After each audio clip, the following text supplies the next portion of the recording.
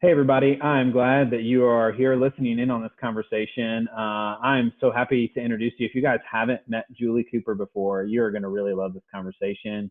I got to meet Julie a couple years ago through some trainings that I was doing with the Christian Alliance for Orphans. Just really enjoyed her, really enjoyed their organization, have been through some trainings that they've done in Cincinnati. Julie's part of an organization called Back to Back Ministries in Cincinnati.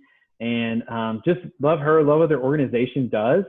They work globally, but they also work a lot in the United States on training foster and adoptive parents to be the best parents we can be to the kids that are right in front of us. So I'm going to let her kind of introduce herself. A lot of you guys might remember not this past year, but the year before at Families Forever, Julie came and kind of spoke and did a breakout session. So many of you guys might be familiar with her from that. And so it'll be good for you to hear from her again. We're going to talk a little bit today, but Julie, you want to just kind of introduce yourself, those folks that don't know you, kind of your organization and a little bit about your family too? Sure, thanks. Hi, East Christian families. So I've been with Back to Back Ministries for almost 18 years, and we've just now launched a training focused arm called Trauma Free World, and that's what I've been dedicating my time to this past about 6 months. So my family, there are 8 of us here, all of us trying to do online work during this COVID season. So it's a bit crazy in our house. The internet drops often, tensions are high. I have a 6th grader, an 8th grader, 2 seniors in high school, and 2 college sophomores. And a couple of our children joined our family through foster care. So I am at the thick of it right now with all of you guys, and I'm actually really looking forward to our conversation today. Yeah. You've got the gamut there, 6th grade to college sophomore of just different levels of kids going through it. Oh, that's a lot of online school going on in your house. It's right a lot of online school. Yeah. Yeah. Well, I invited Julie into this conversation and really, 2 of the big questions I've been hearing a lot from families that I think Julie will have just some great insights to share about. The first question we're going to start off with, and then I'll go ahead and let you know now what the 2 questions are if you want to skip forward if the first one doesn't apply. But we really want to talk about just teens and preteens, because as you heard from Julie's story, that's her family. That's where she's at right now, of just what teens and preteens are going through and kind of the grief and loss that they're feeling in this moment and how that's surfacing for them, and how also we might, as parents, kind of help coach them through it. So we want to talk about that for a minute. And then we also want to talk a little bit about just kids and kind of how this is unpacking for them, how this is surfacing maybe some trauma history and some trauma stories for them that have been things you might have already processed before with them or haven't heard of at all. And it's kind of a new thing, and this moment is surfacing that stuff for them. So really, we're going to hit on those 2 questions kind of as we talk here together. But obviously with Julie's story and her family, as she talked about, I think, the teens and preteens is an easy place to start. So can you talk a little bit, Julie, just about what that has been like with, especially 2 high school seniors, just the ways that kind of grief and loss has come up for them in this moment? Yeah, absolutely. My 2 seniors are very different personalities. As you know, all kids are very different personalities. So the boy, he thinks it's the best thing in the world that he never has to go back to school, but he's constantly begging to go hang out with his friends, right? So we're constantly reminding him of the stay-at-home order, the social distancing, and we're getting a lot of attitude and pushback on that. My daughter, she's all about friends and so sad this has happened. And actually, the day before the stay-at-home order, one of her best friends was killed in a car accident. She wasn't able to grieve with her friends. She wasn't able to go to the funeral. She's got that really expensive prom dress hanging in her room that she went crazy for because it was her senior year. There's no graduation. And she's in bed a lot. She's sad. So we see it play out in different ways for our kids. And it's absolutely grief. For my college kids, one of my older college kids comes from foster care and adoption history and has that control piece that a lot of kids who come from a trauma history have. And this time has felt out of control for her. What does it look like to have online class? What does it look like to not have a schedule every single day? I don't understand what's going on. My internship was canceled. She likes order. I was actually on a Zoom call, of course, like many of us, and had my headphones on, and I took my headphones off the other day, and I could hear her crying and was just real upset about everything, how it was hitting her. So the grief plays out for all of our kids. For the high school seniors, you know, to be able to just empathize, I think is obviously the first place that we start. How do you empathize with something that we weren't able to experience, and know that this is actually going to be a part of your story, but it's just one little part of your story. It's not your whole story. And someday when you actually step back and you tell people about this, you're going to belong to this unique community of people who share that experience as well. Yeah, just making that connection that this is something that you're going through, but there are a lot of your friends, a lot of people in Yeah. that same moment who are also going through that you can identify with them in that way. And that's an interesting Yeah. insight. I like that. I like that. Yeah. What would you say, kind of as you're starting to engage those teens in that grief? I mean, how do you start to address it? Like, you know, because I do think, I think most parents are probably beyond that sense of like, hey, just get over it, right? And I don't think any of us are feeling that. Like, we do probably all see like that has to be terrible, but it's what do I do? Like, what do I do with those emotions? What do I do with that amount of grief that is surfacing for them? How do I help them process it? Yep. Something I've found really helpful during these past several weeks is actually some skills that I've brought out of my crisis counseling training. Mm. Um, and it's been working really well to help. I want to have empathy with my kids, but if I too much take on their emotions, I'm not able to be the regulated adult that the rest of the house needs, which is why it's helped to pull some of those skills in. So we start with, for example, when my daughter was just melting down, right? We always start with build rapport. So if you are not feeling connected to one of your kids, if they've been in their room, if you've been off in your office, make sure you're making intentional connection time. Building rapport is what is the backbone of you being able to co-regulate together with another person, whether it's your child or not. So just build rapport. I'm with you, I'm here, I know this is really hard. And then I wanted to help work to normalize her feelings. You're not the only one that's feeling overwhelmed. You're not the only one that doesn't get how to do online school. You're not the only one who doesn't miss your friends. You're not weak because of these feelings. You're not doomed to depression. This is actually a really normal response to an abnormal time in life right now. So as we help normalize that, especially kids who come from trauma, they already have a, a, a core of shame that says like, I've lived my whole life, likely, not every kid, but I've lived my whole life with big emotions and big behaviors, and it's because of me. And we want to dismiss that and say, actually, that is not because of you at all. Like, let me tell you about your brain. Let me tell you about what that early chaos in your life did to your regulatory system. Like, that's not you. And that helps it be me and you against your past, as opposed to you feeling like there's something wrong with you. So we normalize all of those things that they're going through. And then I work with each of my kids on, hey, how have you coped during hard times in the past? What has worked for you? For some, it's working out. For some, it's turning on the Disney show tunes. For some, it's getting into the kitchen and like making a batch of cookies, right? What has worked for you in the past? Like, take a break right now. It's important for kids who are melting down to move to a different space, physically leave the space they're in and go to a different space. For some reason, that helps release pressure, and there's a lot of pressure. So what have you done before? How can you cope before? Well, my one daughter, I actually cope. I like to take walks. So we just went outside, 10 minutes of fresh air, come back with fresh eyes on the problem. And she was regulated and ready. Nothing had really changed. She just needed an intervention to break that cycle of that just intense grief and overwhelm that she was feeling in the moment.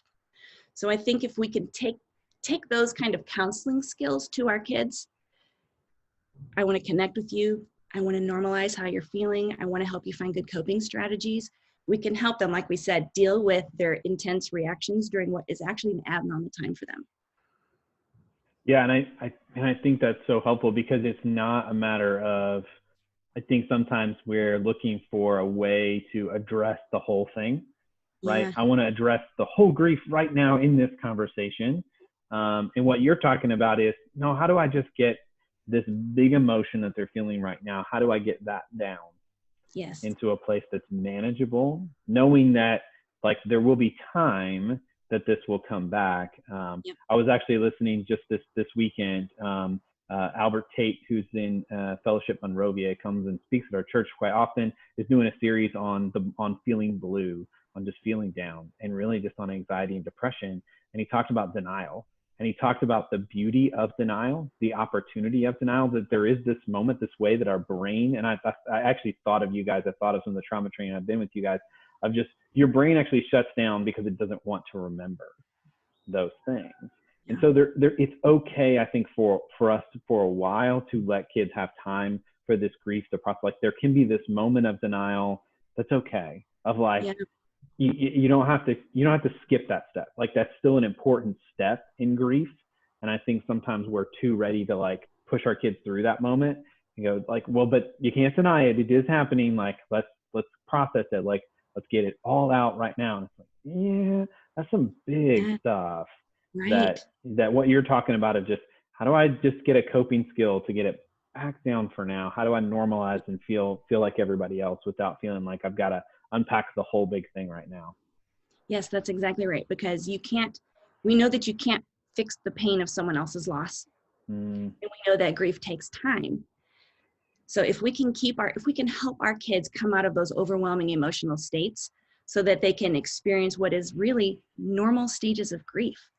I can't give back graduation. I can't give back my daughter's friend. I can't give back the last semester. But what I can give you is good connection and good regulation so that you and the Lord can walk that normally. And then you come healthily to the other side. We do know that kids if you get stuck in that bam, bam, I'm coming up against this thing I don't like, but I can't change. We don't ever adapt. We don't ever move around it. Instead, we stay stuck in frustration. And a lot of our kids who come from trauma, they've already been there so much about so many things in their life. We don't want this to be one more thing. yeah, man, I think that's just really good. I think so building rapport with your kids, normalizing their feelings, and looking Yeah. for what are the coping strategies that they already know. It's kind of self-discovery of like Yeah. what works well. You Mm-hmm. probably have some things as a parent that you can suggest because you already kind of Mm-hmm. know what works well for you. Hey, remember when you liked this? Remember when you tried this? So doing those kind of things. I think that's really good. Anything else you think of kind of how, dealing with those grief and dealing with those moments has been helpful for you in these last Sure. couple weeks? As far as coping strategies, every kid is different. Every person is different. But I like to suggest to my kids, I even write this acronym down on a piece of paper. The acronym is TEARS. So the T stands for talking. The E stands for exercise. The A stands for artistic expression. The R stands for recording, like journaling. And the S Mm, stands for sobbing, like let the tears come. That when you hold them back, they build up in emotion. And when you let it out, that emotion passes. So I actually write that acronym down and I ask my kids, what stands out to you in each of these T? Oh, you know what? Like, I haven't talked to my favorite teacher. I'm going to see if he'll do a Google chat with me. Or I haven't talked to my friend, or I haven't talked to grandma. Great. What about exercise? You know what? I'm just going to go downstairs and hit the ping pong against the wall. And I just have them start to kind of explore for themselves. Or if we know our kids well, we can say, hey, remember that time you did that thing? Remember that time you wrote that poem and it was really important for you? I can help them start to fill out their little checklist of things that they can go to. And then another thing that we do in our house, and that's really helpful with younger kids as well, is we have a regulation box. So that list goes in the shoebox along with the emergency set of earbuds because they can never find them when they need them and they want to listen to music. It goes in there along with like the Theraputty. It goes in there along with like the squeeze toys. It goes in there along with the coloring markers, this lavender essential oil, whatever that child has put together in their box. That's like their go-to. Okay, I need something at this moment to help regulate myself. Here's my little box of goodies. And then that list of the things that they've identified as coping strategies can go in there as well. nice. So that list is a part of it. So that like it's the stuff, there's stuff in that box, but there's also kind of a memory of, oh yeah, like this has worked. I've tried this in the past.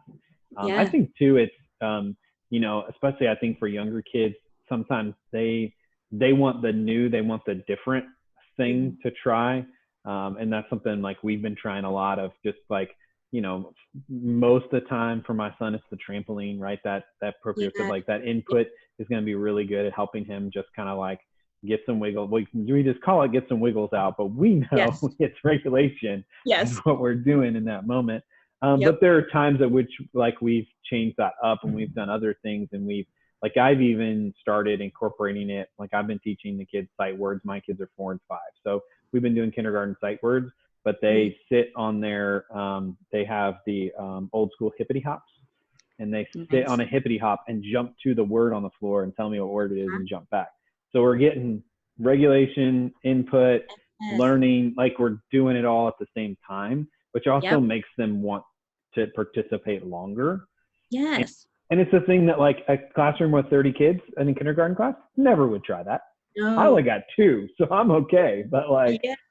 you know, Yeah. so, but it's how do I get right? I think for younger kids, you're teaching them Yeah. these are things that help you, and really sometimes you just have to push them to those things because they're not gonna self choose them. Yeah. Especially if they're feeling sad. Yeah, You know, if your kids are already feeling sad and low energy, you're gonna have to help kind of co-regulate and bring that out and get them to do some of that good input so that they feel better. And I love that you did it that way, because of course, anything that you make fun or like a game, they're more likely to want to join into, and they learn better. It activates different parts of their brain. I think maintaining fun within the house, and this is some of the hard part about the teenager piece. You know, younger children generally, they have fun with their parents, and we have this, mm-hmm. our teenagers are used to having fun with their friends. So, you know, I think for me, I've been lax on like video game time. We had some video game strict rules, but my son, he plays with a couple of his best friends and they talk and they laugh, and that has reduced his stress. So there are some things that we've kind of loosened up on during this time because we need the pressure in the house to stay low. Yeah. Yeah, I mean, I think we've had some conversations with parents, and I've really encouraged them, like, and when you can say yes, say Yeah. yes. Like, it's okay. Like, if the kid needs to sleep in till 9:30 Yep. or 10, like, there's no reason you have to keep the schedule that they were running on. That schedule probably wasn't that good for your kid anyway, to like have to be at school at 7:30 in the morning. Yeah. So if you can say yes to that, and they still get their schoolwork done, right? It's not, I'm going to let you sleep until 10 and you're not going to have to do any schoolwork, Right. and you're not, right. You still, right. You create the structure. Often, I can't, I've heard several people describe it, right. You create the fence and you let them play as much as they want inside the Yeah. fence, right. You've got boundaries. Yep. There are still boundaries, but if you can, within those boundaries, if you can say yes to things, absolutely go do that. Yes, absolutely. Like, let's allow for some creativity and some flexibility in those moments. That's good. Yep, I think so too. And I think it also, hopefully, when our kids look back at this time in history, those will be some of we want them to have some good memories from it, some Yeah. fun things like, oh my gosh, remember when mom let us eat, you know, uh, dinner in front of the TV on the couch, or remember when we got all the mattresses down and we all slept in the same room, or remember mom let us sleep until whatever, 9:30, have cereal for dinner. Like, hopefully there are some things that we can do to help redeem some fun family time from this, and loosen up on what typically is required to make our house run well. But this is a unique time. Yeah. Yeah. So let's pivot a little bit to the other kind of Mhm. question I see families talking about a lot is just, you know, and I wonder if you kind of have some thoughts on just even why this is happening in the moment we're in. But I think, you know, a lot of families kind of know their kid's story. They know the trauma history. They may have addressed it some with those kids, but now it's kind of resurfacing in some unique ways. So families where kids are Yep. talking about, like, I'd rather be with my bio family right now, Yep. or I'd rather have this, or, you know, some of our international adoptive families, you know, some of their kids, it's creating them some real intense anxiety for them because they have seen food scarcity before. They have Yep. seen people in mass. They have seen kind of pandemics and epidemics before. And so I just wonder kind of what are some of your thoughts of just maybe why the stress of the moment is these are rising to the surface for kids, And then, Yep. I think some of the same strategies are going to apply, but do you have some other strategies that you would even say, hey, as you're helping the kids process their story, that's good and helpful for them? Yeah. We would expect that to be happening. That doesn't surprise me at all. It's happening in my own house, and my adopted kids are older and have been with me since they were little, and are bringing some things up. So any time of high stress, even if you're keeping it down in your house, our kids know, and kids, especially kids from trauma, are super perceptive to the feelings of those around them because they've lived lives of having to be hypervigilant. They've had to read cues from adults around them. So they're really good at reading cues, which that anxiety sends them back to any other time that they've felt anxious. So I hear the same thing a lot from a lot of friends of mine, that their kids are feeling high anxiety, even fears of loss and abandonment when they've been in their family for years and years and years, starting to relive some of that. We expect that during times of high stress, and know that's actually kind of normal. It's part of their brain re-triggering things that have happened before. We go back to our principles of felt safety. Um, Principles of felt safety start with, always make sure you empower your kids' bodies to be able to regulate and work well. So good hydration, nutrition, and physical activity.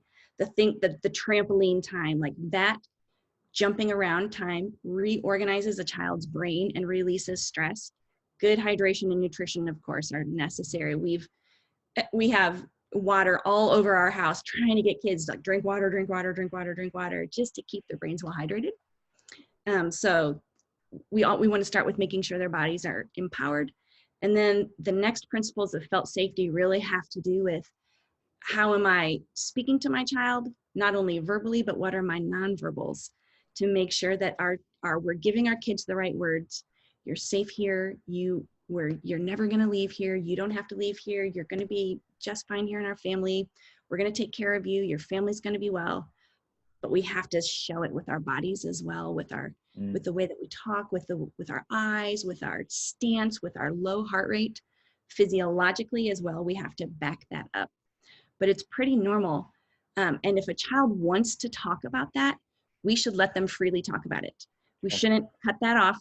And just another tip is that if you suspect that your child is saying something and you're not sure it's even true, don't edit. You don't need to edit. You don't need to question. If something is prompting your child to say, gosh, I remember this, or this happened, just let it all come out. Because memory is a tricky thing. They may not even be necessarily making it up, even if you know it's not there. It may legitimately be something that they think is a memory. But as they're sharing that with you and they're unloading some of that inner place of them, you just want to receive it. Just listen. You can ask clarifying questions. You can encourage them. You can ask them to write their story down. That's actually an important part of the process for kids who are adopted or being fostered, is having those safe moments to just share anything about their past. And we just come in with that reassurance. Hey, you know what? I'm sorry that happened to you, or I'm sorry you lived through that. You're safe here. You're safe here. Here's the pantry, right? Here's the granola bars. Here's the food. The grocery stores are running out, but I'm going to take care of you. Our kids need to hear that over and over again because they've had such messages in the past of, I'm not safe. Yeah. Yeah. And it's letting that voice come out and be heard and just fully authentically theirs. And knowing that, I think too, it's that thing like you were talking about with memory, that there are times at which, even if the memory isn't true, it's still the memory that's keeping hold of whatever it is. That's the reason, right? Our memories are how we perceive the world. So when we enter a new space and we see something that reminds us, right, that's all unconscious. That we see something that reminds us to be cautious, be wary. Oh, this makes me nervous. I don't even know what it is that's making me do that sometimes, but it's that memory that's there for whatever reason. And sometimes getting it out and letting it be said. And then, like you said, asking some questions, kind of clarifying to say like, well, let's talk about like what may have fully happened there, helps the kid kind of reprocess that memory and change, maybe reshape it into a different narrative. But it's still important that in the first expression that it's fully them expressing that memory or that story. And the reshaping may need to come later, because this stay at home time is a high stress Mm, time. It is. yep. So it may need to be that you revisit that a couple weeks from now, or, you and the child are sitting somewhere, you're having some ice cream, everything's really relaxed, and you say, hey, I want to ask you about whatever. So it may be that opportunity comes later, when things are super regulated and the child can revisit it from a different frame of mind. But we do want to let them have a voice, because if we jump in too quick and say, no, no, no, that didn't happen, you actually just shut down their belief that they can share with you. Yeah. Yeah. No, I think that's really good. And Yeah. again, like you said, I mean, I think it for all of us, it's a recognition that like this is normal, natural, just like we talked about in the grief conversation, right? These are normal feelings that Yep. when we get into high moments of stress, we all don't feel our best. Like we That's right. all feel like we're not doing great. Yeah. And I think too, that I had this thought earlier and didn't express it, but I think what you were talking about with, building rapport, normalizing your feelings, finding coping strategies. Hey, parents, you probably should be doing that too, in order to be that Yes. kind of regulated person that can come into those Yeah. conversations and feel comfortable and confident and engaging. Yeah. So That's a good good. That's good good. word there. Will you share for just a couple minutes a little bit more just about Trauma-Free World and kind of some of the resources there? I think it's really exciting and that you guys are doing this, especially at this moment where it just feels really timely and really helpful. Yes. Yeah. As I had mentioned earlier, back when we started putting resources in our minds, we're like, all right, let's put these resources online last summer. We had no idea this would be happening right now. So, God is always good in the midst of everything. So his timeliness has been good. So, the training arm of Back to Back is now operating as Trauma-Free World. And our mission is just to provide trauma training to everyone, everywhere. Uh, People often ask me who should take the training, and I'm always saying, if you know another human being, this will be useful for you. It's just so good to know, for kids and for adults, for adopted and foster kids and biological kids. Yeah. I really believe, because of the difference it's made in my own household, that there's really something there for everybody. So traumafreeworld.org is the website, and you can see different online training options there. There's a short, the full trauma competent care training is 18 hours. It's 3 full days. So these are shorter versions that are easier to digest. They don't take as much time to engage in these trainings. One is just 60 minutes. It's an overview of each module. And one is an intro, a 3-hour intro that actually is can be used for National Association of Social Workers, CEUs. So I don't, Nice. if Yeah. anyone is needing CEUs during this time, this is an accredited course that walks through an intro of, how do I understand the effects of trauma on my child? How do I promote felt safety for my child? More about what we talked about briefly here. How do I help my child with their overwhelming emotions and overwhelming behaviors? And we've created, actually, for the next several weeks, a special code that anyone who's listening to this and wants to give that a try can check out the training online with the promo code STICK TOGETHER, capital S, capital T, and take training for half off. So that's something that during this time when everyone's home and feeling high pressure, that we wanted to be able to offer. That's so great. I mean, I love that it's there. And what I'll say, I mean, I've been through the 2-day version, I think is what we came to up in Cincinnati. And I mean, having done hours of trauma, reading tons of stuff, I think what I appreciated most is it's very authentic. I think everybody in the room is and that's involved in kind of organizing it, designing it, thinking about the curriculum, are as much involved and practitioners as they are kind of theorists about it. For sure. And Yeah. so I think that there's a ton of trauma training out there. And many of you that are listening went through some training, went through some stuff in the past and thinking, oh, I know what the word trauma is. Yeah, but how do you actually then think about how it impacts your kids, what to do in your home, and how to parent through those things? And I think that's what your all's training does so well, is not just like, let me explain it to you, but then let me tell you, what do you do with all that now that you know? And I think there's that gap sometimes, especially for foster parents. I feel like they go through the training, then there's this long gap waiting, then you get this kid in your home and you're like, wait, what did you tell me Yeah. 6 months ago that I should be thinking about? And it's just so different to go through a training like this with a kid in your brain that you're Right. thinking about. And it's just very different. Excellent. Yeah. Thanks. Yeah. So I hope you guys check that out. I hope you enjoyed this conversation with Julie. I think it's just the great resources, great stuff. Their organization does amazing work. So check out Back to Back Ministries, traumafreeworld.org is where you can find out more. We'll put a link below on to that, as well as the promo code that Julie mentioned, Stick Together. So I encourage you guys to check that out, get some more good content. If you enjoyed this, if you have some questions, if you have something else you want to know from the conversation we dug into here, post in the comments. We'd love to follow up and kind of hear more from you guys.